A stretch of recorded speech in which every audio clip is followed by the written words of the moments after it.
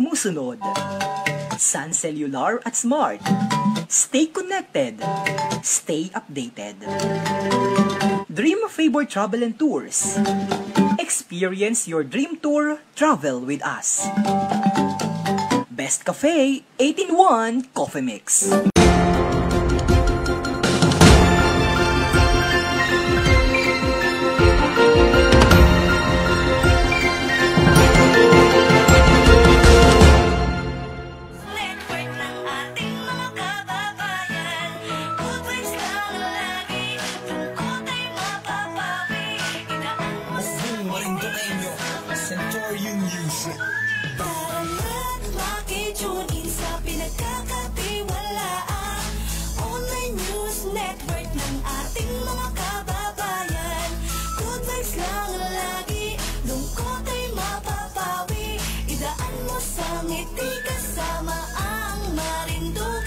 Muli po, isang magandang gabi po sa inyong lahat, mga kababayan. Kumusta po kayo? Ako pa rin po si Romeo Mataak Jr. mula naman po sa Philippine Information Agency at nandito po kita ngayon sa tahanan ng Marinduque News Network. Ngayon po ay Biyernes, 8 sa buwan ng Mayo, 2020. At kagaya po ng sinabi ko sa inyo mga kababayan, medyo nagkaroon lamang po kita ng technical problem kanina. Dahil meron po kitang kababayan na makakasama ngayon dito naman po sa ating live feed. Sa lahat ng ating mga kababayan, Luzon, Visayas at Mindanao, kasiyahan niya ng kanilang panata. Ito ang Marinduque News, buong mundo nagtitiwala. At sa lahat po ng ating mga kababayan dito naman po sa buong Kapuluan, Bayan ng Torrijos, Bayan ng Gasan, Bayan ng Buena Vista, kaibigan kababayan, silip sa aming page, tayo ay magpipinto. Bayan ng Santa Cruz. I-share mo na iya pagkasi kabayan nandiyan. Ang mga taga-Mugpog ay mag-ingay. Hiwang aming hati. At isang malaking shout out, Di mapapati. Bayan ng Buwak. Sa inyong ihahatid sa kamasulong. Magandang gabi kabayang. May kwentuhan at tawa na sa FB Live. Mabute Flores. Pati agad na sasabihin ko, relax mo lang ang sarili dito, ay kasali ka dahil sa bawat kwento mo, istorya mo'y panalo na. Tila ba isang libro ang pahinang tulad dito na pwede pang matanda at bata ang ihahayag sa'yo. May usaping pangkabataan, kalusugan at pangbayan. Siyempre di mawawa. At sa lahat po ng ating mga kapamilya, mga kabarkada at mga kalalawigan, Frankie San Jose, nangunguna sa ating live feed. Kumusta po kamo? Kayo po baga ay nakakain naman laang ng hapunan? At meron po kitang panauhin ngayon. Makakasama po natin mula naman po dyan sa isa sa government isolation facility dyan po sa Metro Manila. Ito po ay isang kababayan na napakalapit po sa ating puso, sapagkat ito po ang senior contributor, insight contributor ng Marinduque News Network. Noong ako po ay nagasimula pa lamang upang itayo po ang Marinduque News Network, ito pong kababayan natin na ito ang siyang tumulong po sa akin. Pero miski po yan ay isang OFW, meron pa rin po yung puso para sa ating mga kalalawigan. Miski po yan ay nasa ibang bansa, yan po ay patuloy na nagalingkod sa ating mga kababayan. At wag na po nating patagalin pa, nasa atin pong linya, pagkwentuhin po natin ano ang kanyang karanasan. Bigyan ko lamang po kayo ng background. Siya po ay dumating dito sa ating bansa at ito po yung grupo ng mga OFW na dumating po sa ating bansa at pagkarating po nila dyan sa pambansang paliparan ay agad po naman silang dinala sa isa sa mga government isolation facility ng atin pong pamahalaan. At kasalukuyan po siyang naka-quarantine dyan po sa hotel dyan po sa Metro Manila. Kabayang Alan Makapugay, magandang gabi sa iyo.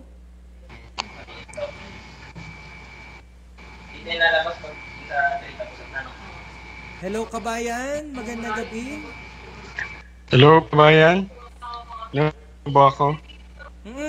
Naririnig kita kabayan. Medyo choppy ka. Malinaw ba yung dating ko dyan? Oo, maliwanag ang dating mo dito. Pero kumusta ang dating ko sa iyo kabayan? Medyo choppy ka. Medyo Okay. choppy yung dating mo.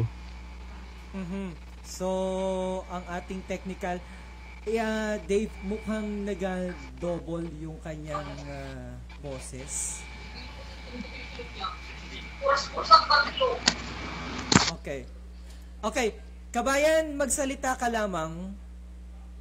At si kabayan po, kita po ay mahingi sa kanya ng detalye at pagkwentuhin po natin si kabayan kung ano po yung kanyang nararanasan dyan naman po sa isolation facility dyan sa Maynila. Makalipas nga ni po na siya ay dumating sa ating bansa. Go ahead po. Okay, magandang gabi po sa ating lahat. Ganitong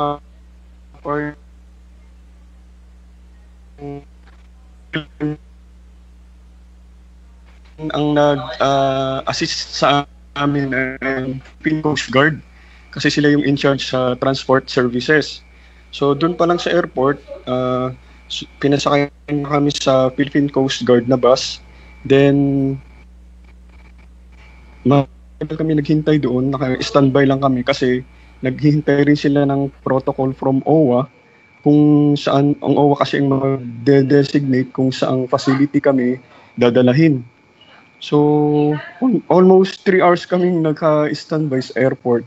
Then, finally, nag-decide yung OWA na dalhin kami sa isang facilities dito sa Metro Manila. At dito nga kami dinala sa Spring Hotel Avenida, malapit lang sa Doroteo Jose Station. So, sa ngayon, bale, pang 17 days ko na dito sa hotel. Which is lagpas na sa mandatory quarantine days na nire-require nila na 14 days lang, di ba? Pero as of to date, pang days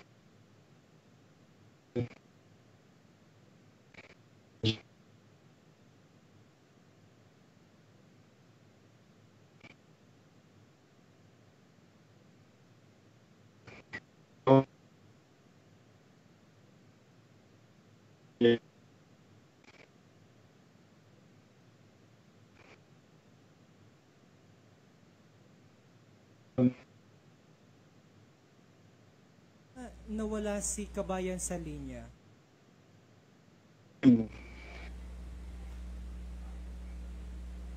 karoon ng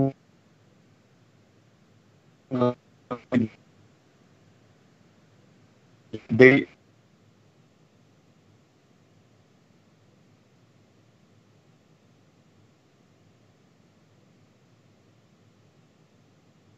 Kabayan? Yes, kabayan? Oo. Sige. Yes? Medyo napuputol-putol Okay. lamang yung ating Oo. signal. Okay. Pero okay na? Okay. Sige. Ngayon, ulitin natin dahil medyo hindi kita nagkaintindihan kanina. Kumusta Oo. yung dating ko ngayon dyan sa iyo? Okay na. Okay naman. Okay Dating na. mo. Okay. Oo. So, kailan ka dumating dito sa Pilipinas ulit? Dumating ako nung April 22. April 22 ako dumating. Then, from the airport, in-assist kami ng Philippine Coast Guard. Sila yung naka-in-charge sa transport services. So, from the airport, sumakay kami ng Philippine Coast Guard na bus. Then, naghintay ang signal from kung saang facility kami dadalhin. So, from the airport, after more than 3 hours almost,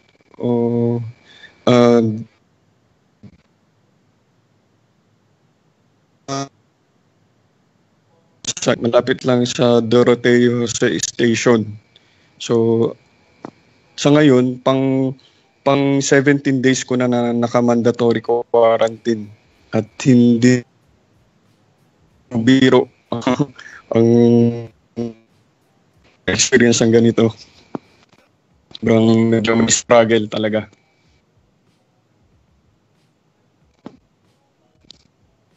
Yes, kabayan? Bali, imagine April 22, so nakakailang linggo na kayo dyan sa inyong facility o dun sa inyong isolation facility. Yes. So, 17 days na ako dito sa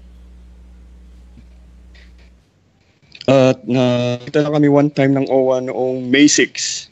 Kasi medyo nagkakaroon ng yung iba nating kababayan, mga kasamahan ko dito, medyo nagkakaroon ng konting commotion. Nagrereklamo na sila kasi ang reason nila, naka-complain naman kami sa 14 days na nire-require nila, bakit hindi pa kami makauwi, parang ganun. So, nung May 6 nga, pinuntahan na kami ng OWA, tapos pinag-print out na kami ng certification of mandatory quarantine. Sa kami noon time na makakauwi na kami. Pero biglang nagkaroon ng panibagong protocol ang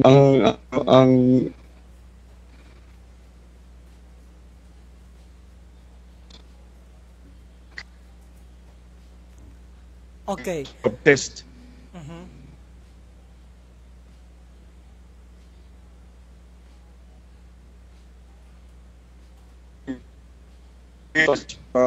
After na kami makuha yung doon pa lang pwede kaming umuwi. So far, wala pa ring update kung kailan kayo mag-undergo o isa sa ilalim sa swab test. Wala pa rin. Kailan kayo huling Kaninang nagkaroon umaga tinanong ko siya, sabi niya,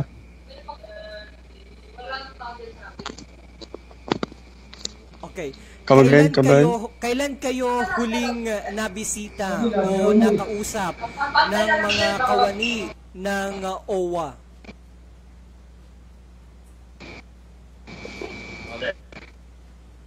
Nabisita ng OWA nung May 6. Kasi nga nagkaroon na ng konting commotion. May mga nagre-reklamo na yung mga kapangan ko dito. So, nagpadala ng OWA representative dito para magpaliwanag kung bakit hindi pa kami pwede umuwi kahit nakatapos na kami ng mandatory quarantine. So, yun lang. Nung May 6 lang kami na puntahan dito ng OWA. Okay. So, medyo nakakalipas na yung 2 araw at wala pa rin kayong update. So, bagamat kayo ay tapos na, supposed to be, ng inyong 14 days mandatory quarantine, pero still nandyan pa rin kayo dahil hindi pa rin kayo nasa swab test. Yes. And as per OWA representative, naghihintay pa rin sila ng advice from TCG. Kasi hindi pa nako-confirm kung anong date talaga kami mag-swab test. Okay. So, ano ngayon ilan kayo dyan sa isolation facility na yan, dyan sa Metro Manila?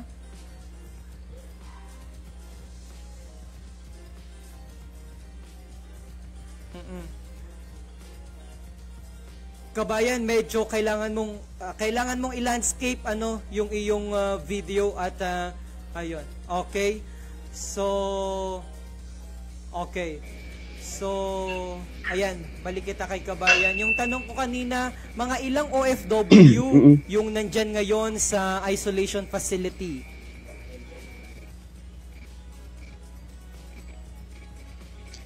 Ang total is 96.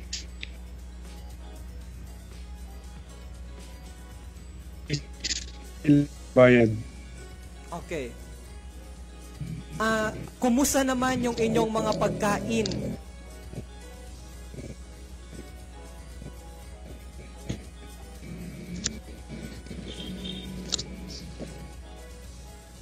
Ang pagkain nyo, kabayan, kumusta?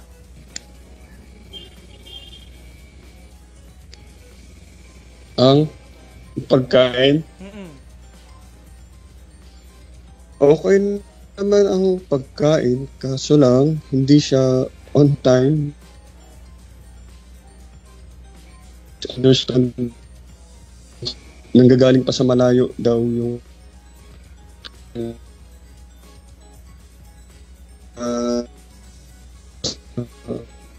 almost 9 o'clock na dumadating. At saka naman, at least nakakakain kami ng 3 beses isang araw. Okay. So pagdating sa pagkain, wala kayong nagiging problema?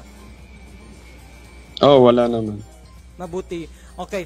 Maliban sa mga pagkain, kumusta naman yung binibigay pa na tulong o ano pa yung mga tulong na nakukuha nyo ngayon mula sa OWA?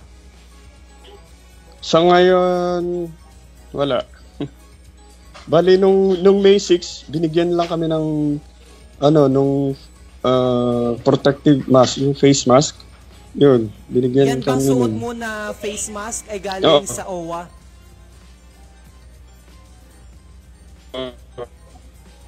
Okay. Galing sa OWA. Binigay nila nung May 6, nung nagpunta sila dito. Okay. So maliban dyan sa face mask, wala na kayong ibang natanggap mula sa OWA?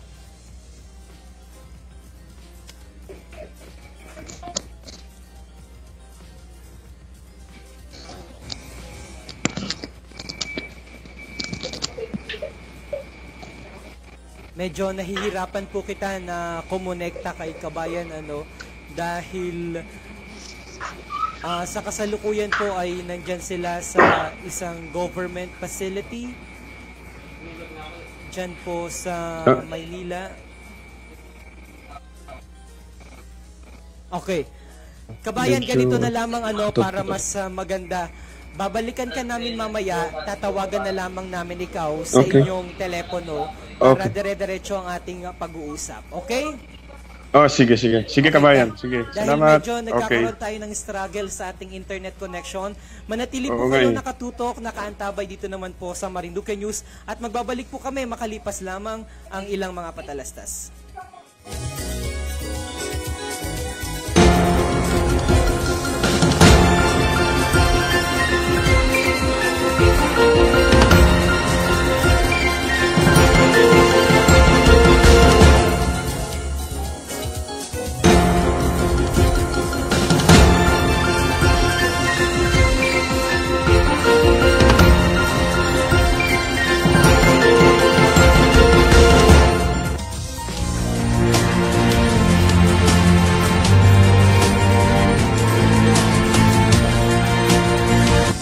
Kami po ay frontliners mula sa Barangay Buangan, Torrijos, Marinduque. Patuloy na lumalaban sa COVID-19. Ako po si Leandro Montevergen, Kapitan ng Barangay Matayatuya, patuloy na lumalaban sa COVID-19. Ang akin pong paalala, manatilis po kayo sa inyong bahay. Huwag lumabas kung hindi kailangan. Ako po si Fire Officer 3 Edpiljan Operlas mula sa Bureau of Fire Protection. Patuloy na lumalaban sa COVID-19. Ang aking pong paalaala sa inyo ay huwag po tayong maging pasaway sa ating pamahalaan, sumunod sa mga sinasabi ng ating mga nakakataas na opisyal at sundin kung ano ang mga nararapat gawin upang tayo ay makaiwas sa COVID-19. Ako po si FO1 Ian Chris Narvaez mula sa Mugpog Fire Station, patuloy na lumalaban sa COVID-19. Ang aking paalala, manatili sa inyong mga tahanan at huwag lumabas kung hindi kinakailangan. Isang ligtas na araw sa ating lahat. Ako po si FO1 Rondel P. Perlas mula sa Bureau of Fire Protection, lumalaban sa COVID-19. Ang aking paalala ay manatili po kayo sa inyong mga bahay. Huwag lumabas kung hindi kinakailangan. Maraming salamat po. Ako po si Miguel Labay mula sa Mugpog Rural Health Unit, patuloy na lumalaban sa COVID-19. Ang aking pong paalala sa inyo ay manatili sa inyong mga bahay upang maiwasan ang pagkalat ng sakit. Ako po si Police Lieutenant Erwin Guyada mula sa 2nd Platoon Mobile Force Camp Platoon ng Marinduque Police Provincial Office. Patuloy na lumalaban laban sa COVID-19. Ang aking pong paalala, manatili po kayo sa inyong bahay. Huwag lumabas kung hindi naman kinakailangan. At hinihiling po namin sa inyo na manatili tayong sumunod sa itinakda po ng ating enhanced community quarantine upang matapos po nating labanan ang COVID-19. Ako po si Police Lieutenant Rodwin Libelo, wasi ng Binavista Municipal Police Station, patuloy na lumalaban sa COVID-19. Ang akin pong paalala, manatili po kayo sa inyong mga bahay, mga kababayan. Huwag na po tayong lumabas kung hindi kinakailangan para po sa ating kaligtasan. Sa kadahilan ng ating pong kinakalabang kalamidad o sakit ay hindi po natin nakikita. O mangyari pong makipag-kooperasyon sa ating mga barangay official, sa ating pong mga nasa community enhanced checkpoint, tayo po ay makipag-ugnayan para po sa patuloy na kaligtasan ng ating mga kababayan. Maraming salamat po at sana po ay patuloy tayo maging ligtas at tayo ay makasurvive dito sa ating pinaglalaban na virus na ito. Salamat po. Ako po si Police Senior Master Sergeant Benjamin L. Adera Sr. mula po sa himpilan ng Pulisya ng Bayan ng Gasan na patuloy na lumalaban sa COVID-19. Ang inyong pong pag-ikiisa ay isa pong malaking bagay na maitulong natin sa ating gobyerno. Ang aking pong paalala ay manatili po tayo sa ating pamamahay upang hindi po tayo mahawa. At yun lang po. Maraming salamat po. Ako po si Police Senior Master Sergeant John Winston Rabanera mula sa Torrijos Municipal Police Station, Torrijos, Marinduque. Patuloy na lumalaban sa COVID-19. Ang akin pong paalala, stay at home, save lives. Ako po si Raymond Licaros mula sa Mugpog Rural Health Unit, patuloy na lumalaban sa COVID-19. Paalala po muli sa ating mga kababayan dito sa Gasan, ang ating kapulisan po ay patuloy na umiikot at nagpapatupad ng lahat ng protocols na kinakailangan natin upang masugpo natin itong COVID-19. Kaya humihingi po kami ng inyong paikioperasyon para kami ay matulungan nyo rin at masaitupadan ang lahat ng aming ginagawang trabaho. Ang lahat po ng ginagawa namin ito ay para sa inyo at para sa inyong pamilya. Sana po bigyan nyo kami ng magandang pagkakataon para patuloy natin labanan itong COVID-19. Maganda na rin po ang nagiging resulta ng ating pakikipaglaban sa COVID-19. Tuloy-tuloy lang po natin ibigay ang ating pagiging disiplina at patuloy rin po nandito ang gobyerno, bibigyan po kung anong kailangan para sa inyo. Maraming pong salamat.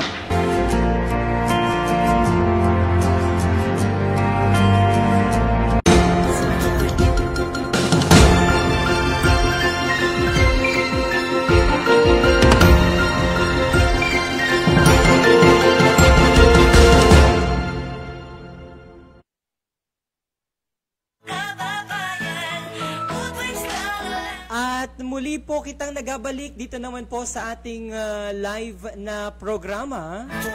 Ako pa rin po ang inyong lingkod, DJ Myong.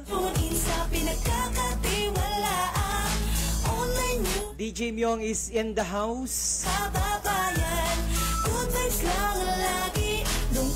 Kumusta po kayo mga kababayan? Mga minamahal kong mga kalalawigan.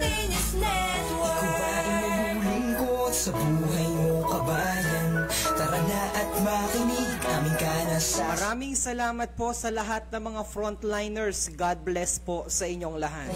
Sabi ni Kabayang Mierna Marang Briones. At muli po kitang nagabalik, umpisahan po natin yung atin pong inagawang pakikipag-erguhan sa atin naman pong kababayan na overseas Filipino worker. Sapagkat siya po ay dumating dito po sa ating bansa at kasalukuyan pong nasa isang government isolation facility dyan naman po sa Metro Manila. At sa kasalukuyan daw po ay medyo tapos na yung kanilang quarantine period at wala pa rin po silang impormasyon na nakukuha o kulang pa rin po yung mga impormasyon na nakukuha nila kung ano po yung asunod nila na agawin matapos naman po ang kanilang isolation period na mandatory 14 days. So muli po nasa ating linya dahil kanina po medyo nagkaroon po kita ng technical problem. Kaya naman sa pamamagitan na po ng telepono, nakasama po muna muli natin ang atin pong contributor. Pakilagyan daw nga ni Dave, meron na MNN contributor. Si Kabayang Alan Makapugay ng Bayan ng Buwak. Kabayan, magandang gabi sa iyo. Hello kabayan, magandang gabi ulit sa inyong lahat. Magandang gabi po sa lahat ng mga tagapakinig at ng mga nanonood ng Marinduque News Network saan mang lupalop ng mundo. Medyo magsimula ulit kita dahil kanina ay ang hirap ng ating internet signal. Pero ngayon ay maganda na ang ating audio at sabay-sabay na po kitang napapakinggan at naririnig sa lahat po ng ating mga social media platform at sabay-sabay po kitang napapanood dito naman po sa ating Lucky 7 Channel 3. Okay, kabayan, ngayon ay mag-umpisa kita mula sa simula.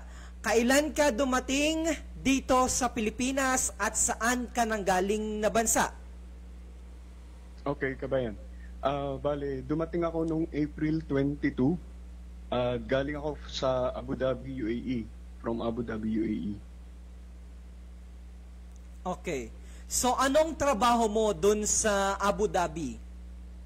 Bale, isa akong office clerk sa offshore. Bale, island siya. Island siya sa Abu Dhabi, isla.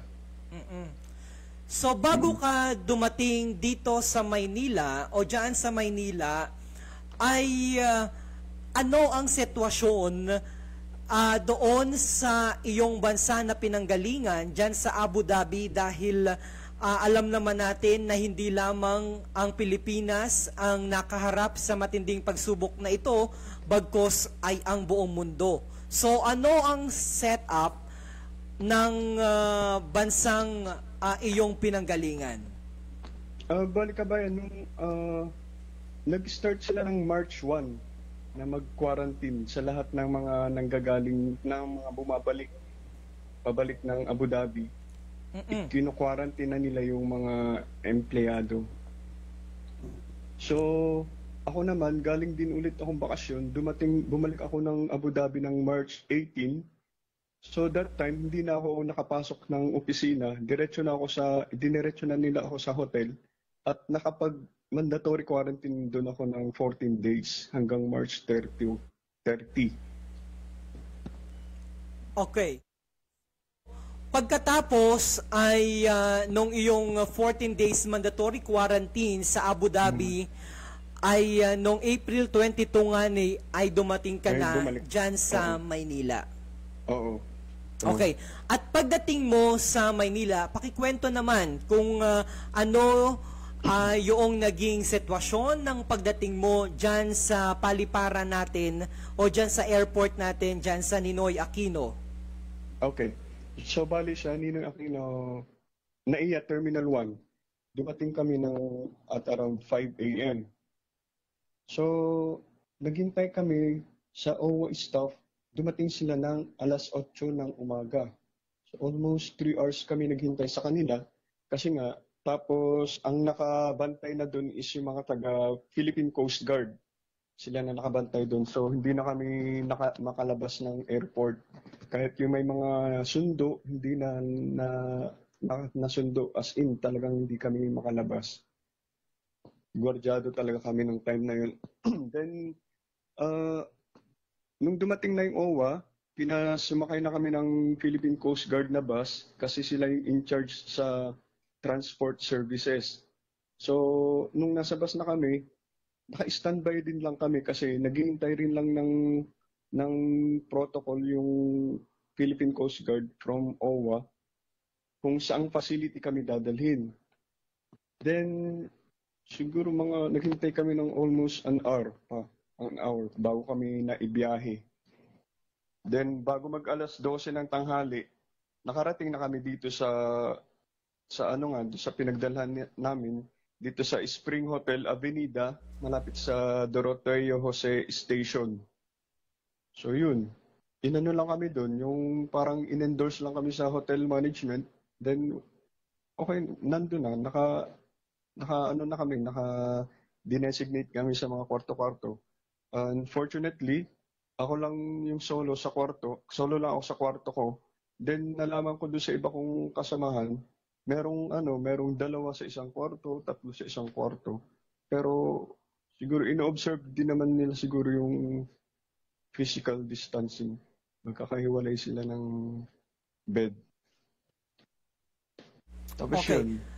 Pagdating naman doon sa iyong tinitirhan ngayon, kumusta ang sitwasyon? So far okay naman. Yung pagkain namin is nakakain naman kami ng 3 times a day. Provided din ng OWA. Ang lang is yung sa breakfast, hindi lang siya medyo late na dumating, almost 9 o'clock na ganun dumadating. So, nung tinanong ko bakit laging late, sabi medyo malayo pa yung pinanggagalingan. So, okay, understandable naman. And ang nakakatuwa kabayan kasi nung dumating kami, may nakalagay ng 6 na maliliit na mineral water. So tinanong ko yung staff, sir, ito ba yung para sa isang araw or 2 araw? Sabi niya, hindi po, yan po ay good for 14 days na yung 6 small bottled mineral water. Sabi ko, paano yun kung maubos ko agad bukas? Bahala na rin kami bumili. Yun. So, medyo challenging, Ngayon, gaano kayo karami dyan sa hotel, dyan sa may avenida? Bali, ang total namin dito is 96. 96 lahat kami. Marami-rami rin, So, yan ay magkakasama ang mga babae at ang mga lalaki? Oo, magkakasama. Pero yung sa mga kwarto, mga babae, tapos sa isang kwarto, halimbawa may isang kwarto na ang na-accommodate is 2 to 3 persons. Mga puro babae. Pero doon sa mismong building, na siya, halo-halo. Okay. Pagdating naman sa mga nakakahalubilo mo dyan, kumusta yung mga edad? May mga matanda ba? May mga bata? Naman siya, sa tingin ko wala nang masyadong kaidaran, siguro mga above 40, ganun. Tapos mga bata is mga mid-20s. Kasi yung mga nakasabayan ko dito is mga galing Japan at saka galing Singapore. Actually, una-una sila sa akin ng isang araw, yung mga galing Japan at Singapore. April 21 sila dumating. Okay, nabanggit mo kanina na pagdating sa mga pagkain, wala kayong nagiging problema, pero nagkakaroon lamang ng delayed. Oo. So, yung breakfast lang. Okay. So, usually, ano naman ang mga kinakain ninyo dyan? Puro fried.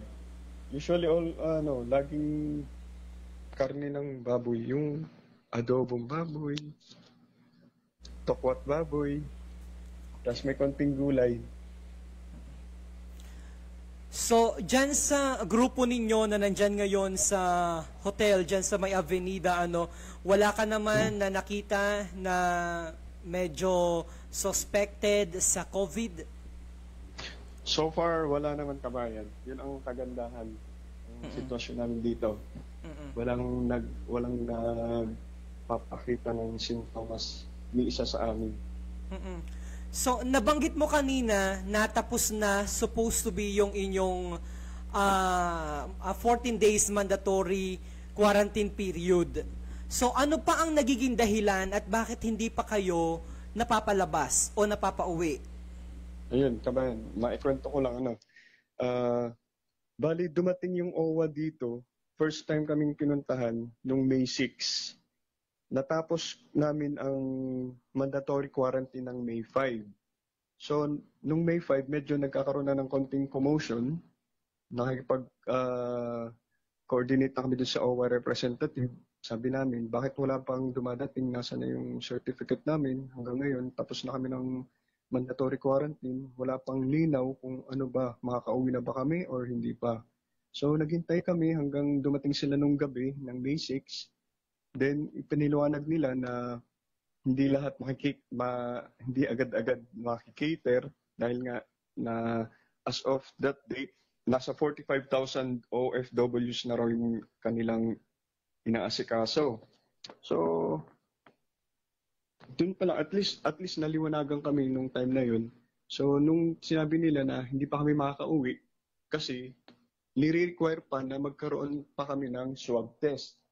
So, nagkaroon kami ng konting disappointment kasi nga, tapos na namin yung mandatory quarantine. Akala namin, pwede na kami umuwi. Pero hindi pa pala. Required pa pala kami mag-undergo ng swab test. Then, kung after ng swab test, 3 to 4 days, marireceive yung result, saka pa lang kami pwedeng i-release ng PCG from the hotel. At ang problema nga hanggang ngayon, hindi pa namin alam kung kailan kami isasalang sa swab test. Pang 17 days ko na ngayon dito sa hotel. So hanggang ngayon, wala pa kaming natatanggap na impormasyon galing sa OWA or sa PCG kung kailan kami magsa-swab test. Okay. Medyo malungkot yan dahil 17 days na kayong quarantine, yet ang sinabi nila ay 14 days lamang yung mandatory quarantine at as of this moment wala pa rin kayong matinong nakukuhang kasagutan kung kailan kayo isasailalim sa PCR o doon naman sa swab testing. Baka gusto mong manawagan sa ating pamahalaan na medyo madaliin na para naman makauwi na rin kayo sa inyong mga tahanan. Okay, kabayan. Ako po ay nananawagan in behalf of my fellow OFWs na nakapag-undergo na po ng mandatory quarantine. Meron pa pong mas worse dun sa aking sitwasyon. Meron pong nagsasabi na almost 2 months na silang nakatenga sa hotel na hanggang ngayon hindi pa rin sila nasa swab test.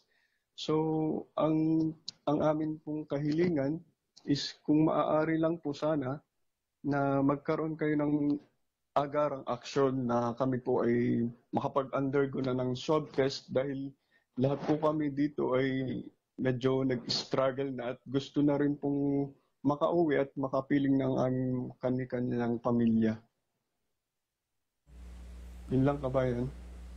So, ano ang setup dyan? Imagine yung 2 araw o 3 araw na malayo ka nga sa iyong mga kapamilya, medyo nakakalungkot.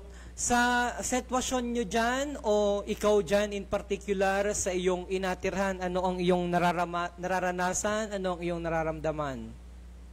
Ito, kabayan, medyo yung body clock ko ay talagang sirang-sira na. As in, kahit anong gusto kong makatulog, wala. Hindi talaga ako dalawin ng antok. Almost 12 midnight, 1 a.m., 2 a.m., inaabot ako ng 3 a.m. sa totoo lang, nakamulat pa rin yung aking mga mata at dilat na dilat. Kahit gusto kong matulog. Kasi andun nga andun yung kasabikan mo na makauwi na at makapiling na yung mga mahal mo sa buhay. Although, andito ka na nga sa Pinas, tapos hindi ka pa rin makauwi. Parang, ang hirap. Medyo mahirap. Sana ay maisagawa na yung swab test. At siguro alamin mo rin, kabayan, kung halimbawa man na mag-undergo na kayo ng swab test, gaano naman katagal yung kailangan nyong hintayin? Kabayan, na naman, sabi nila, after ng swab test, maghintay kami ng 3 to 4 days. Lalabas yung resulta. Kung negative, makakauwi na kami. And kung may mag-positive man, dadalhin sila talaga dun sa facilities na may mga positive na patients. Ganon. Tapos, kung pwede kaming mag-avail ng hatid sundo program nila. Kaso lang, halimbawa ako, uuwi. Kailangan at least 10 persons na maihatid dun sa pupuntahan ko or madadaanan yung lugar na pupuntahan para maihatid kami nung kanilang service. Or else, pwede naman daw magpasundo kung nasaan kami. Okay.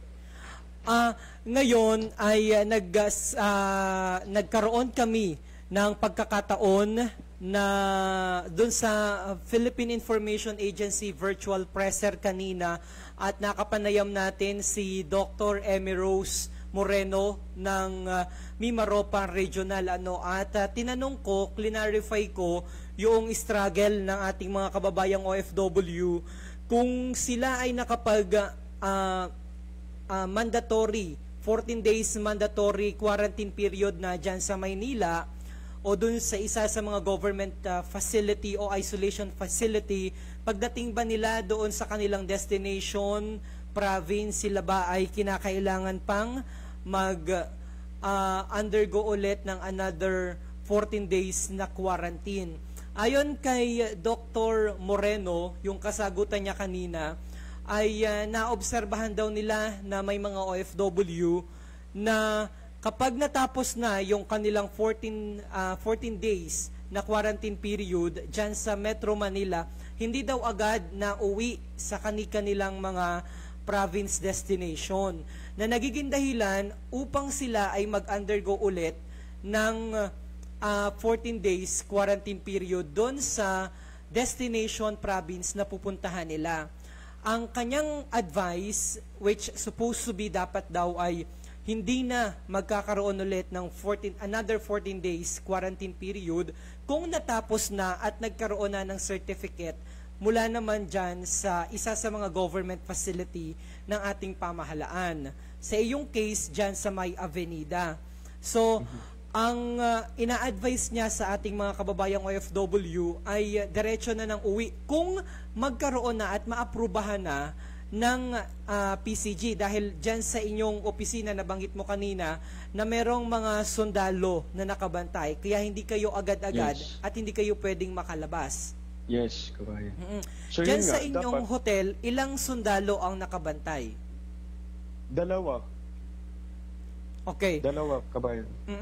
So, ang struggle mo lang doon, kahit na nasa isang government facilities ka or government facility, kung halimbawa naman nabanggit mo na natapos na yung inyong quarantine period, ay kinakailangan pang maghintay kung halimbawa ay mapunta ka o mauwi ka dyan sa inyong bahay, halimbawa dyan sa Quezon Province, ay kailangan mo pang maghintay ng iba pang mga kasama para doon ka makikisabay doon sa bus na maghahatid sa inyong mga OFW. Yes, kabayan. So, halimbawang maaga kong nakuha yung result ko ng swab test, tapos mag-isa lang ako na uuwi, maghihintay pa rin ako dun sa ibang kabayan na uuwi ng Laguna, along the way na papunta sa Quezon, na at least 10 persons daw ang pwede nilang ihatid para ma-avail namin yung hatid sundo program. Yun isa rin sa mga struggles. Although, kahit tapos na yung swab test ko, kung wala pa naman akong kasabay, At gusto kong i-avail yung hatid sundo program, maghihintay pa ako ng mga kasabay ko. Or else, kung papayagan naman yung misis ko from Quezon na mag-travel papunta sa location ko, then, yun, isa rin option ko yun. Magpapasundo na lang ako para makauwi. Okay. Alright. So, ngayon, parang ang sinasabi mo ay medyo hindi maayos yung sistema nila. Yes, ngayon. Oo. Dahil o ng ating ng mga taga-OWA o nananawagan po tayo sa OWA dahil isa si Kabayang Alan ang naka-experience ng ganitong sitwasyon na dahil miski tapos na yung mandatory 14 days mandatory quarantine period, still nandyan pa rin sa isa sa mga government facilities, isolation facility, at hindi pa rin nakapag-undergo ng swab test.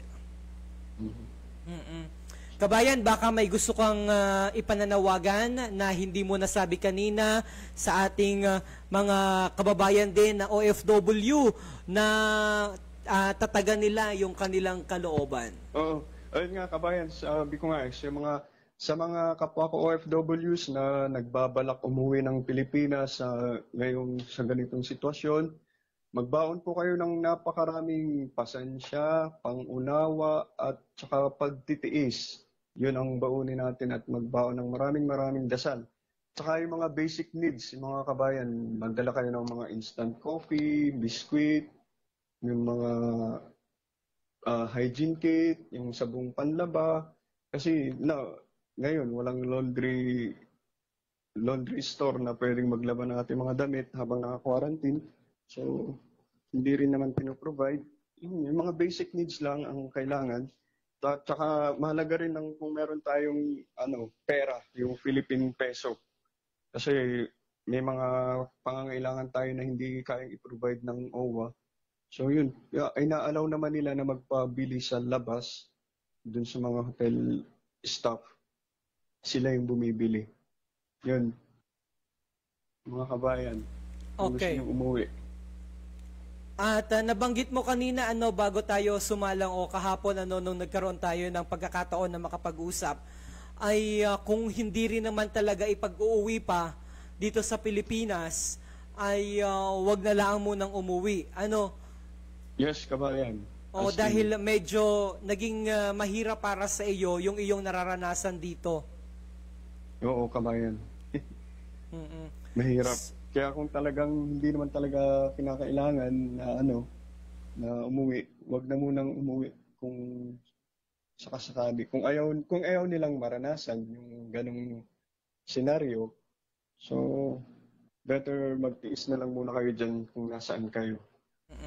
So, panghuli, ano sa palagay mo yung sistema na dapat ayusin ng mga taga-OWA? Siguro, sa palagay ko, kabayan, lang. Kasi nga, sila inamin naman nila na kulang sila sa tauhan, sa tao na magkikater sa amin. Siguro yung proper coordination na lang. Tsaka yung, kumbaga, sa part naming OFW, kailangan namin kumusta na kayo dyan? Kahit man lang tawag o at least yung andun yung assurance na kami na iintindi, kumbaga, na may kaunting pag-aalaga galing sa kanila. Kumusta kayo dyan? Ayos lang ba kayo dyan? O ganito ang mangyayari, ganyan. Yung ina-assure kami na may kapupuntahan yung aming sitwasyon. Hindi yung hihintayin pa nilang magkaroon ng commotion or may nagla-live sa Facebook, nakikita ng nagrereklamo, saka pa lang nila pupuntahan at aasikasuhin. Sana wag nang mangyari yung ganun.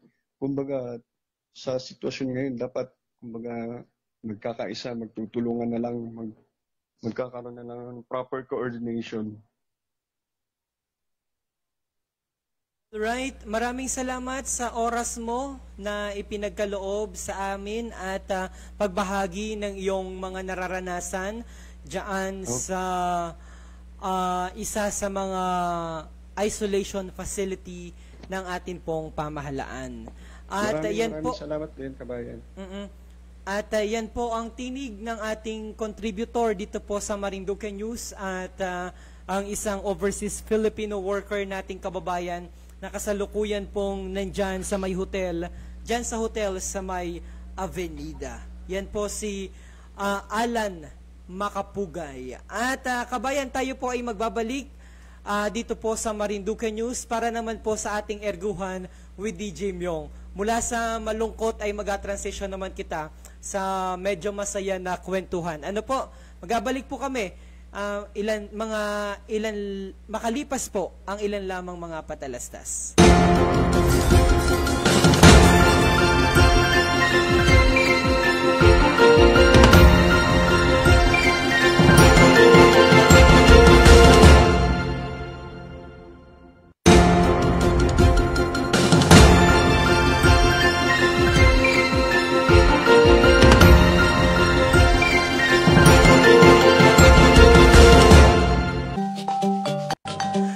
Programang ito ay inihahatid ng mga sumusunod: Sun Cellular at Smart.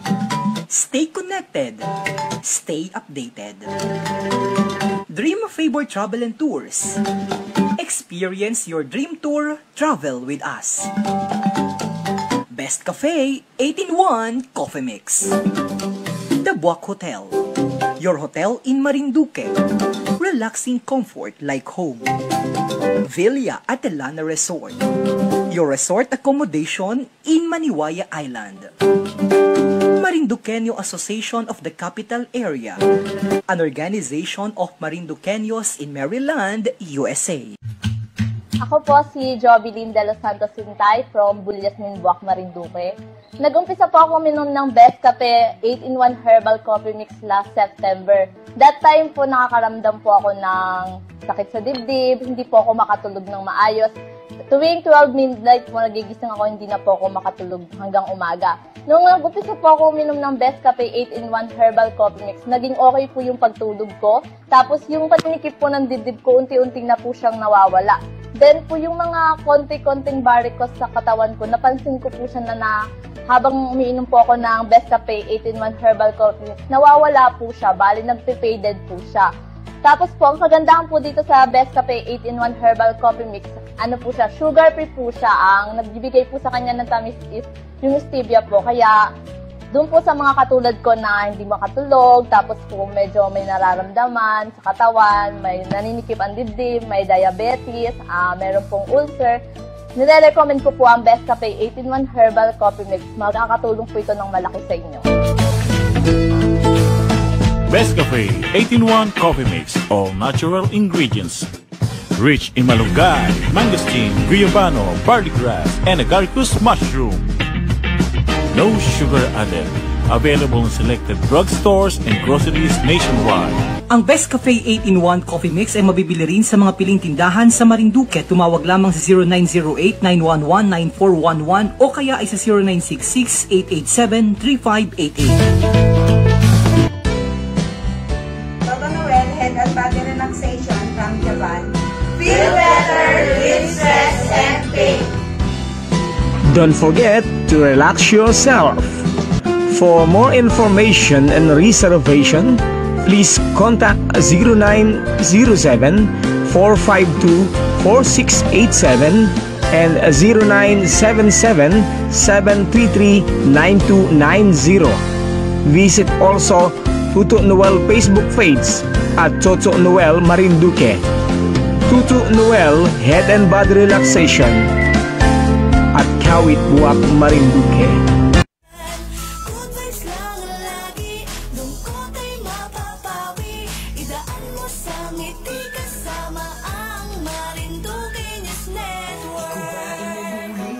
Sa buhay mo kabayan, tara na at makinig, aming ka na sasamahan.